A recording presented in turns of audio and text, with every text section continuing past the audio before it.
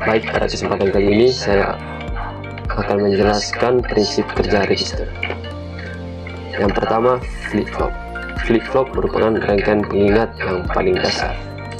Kemudian flip-flop bistable merupakan rangkaian sederhana yang hanya mengingat kondisi bernilai 1 bit atau bernilai 0 atau 1. Di dalam flip-flop terdapat data masuk yang berada di sebelah kiri dan data keluar yang berada di sebelah kanan. Di dalam flip-flop juga terdapat clock, merupakan sinyal listrik berupa tegangan yang mesti mengurus flip-flop untuk bekerja.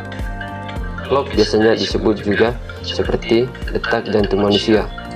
Jika clock terdetak, maka flip-flop akan bergerak atau berfungsi, dan sebaliknya, jika clock tidak berdetak, maka flip-flop tidak akan bergerak atau tidak berfungsi. Kemudian kita masuk pada register. Register merupakan kumpulan dari beberapa flip-flop. Setiap rangkaian flip-flop hanya dapat mengingat satu kondisi bit, dan jika terdapat 8 rangkaian flip-flop yang digabungkan akan membentuk register 8 bit dan dapat mengingat 8 kondisi bit. Register juga berada di prosesor dan digunakan untuk mengingatkan kondisi apa yang harus dilakukan oleh prosesor atau apa yang harus dikerjakan oleh prosesor. Kemudian kita masuk pada kontrol signal.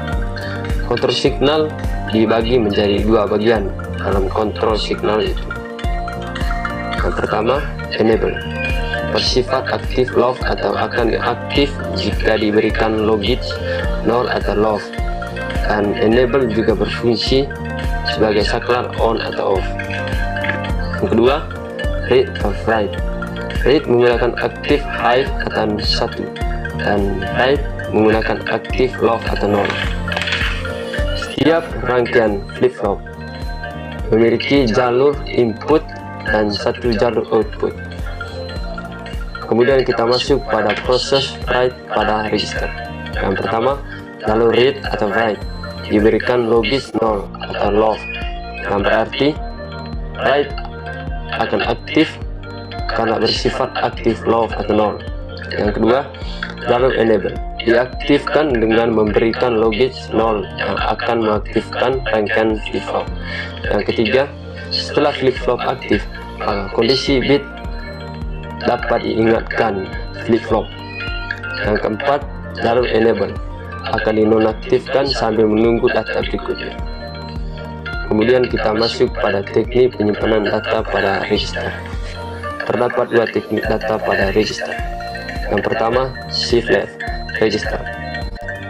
Data yang baru input akan disisipkan dari sisi LSB atau list significant bit, sehingga data yang sudah ada sebelumnya akan geser ke kiri. Kelemahannya adalah data yang ada di sisi NSB akan hilang akibat dari pergeseran tersebut.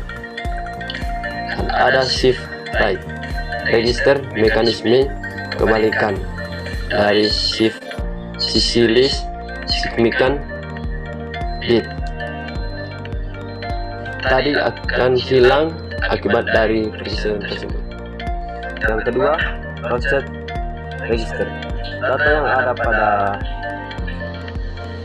most significant bit tidak akan hilang ketika digesek, tetapi akan kembali menempati list significant bit atau LSB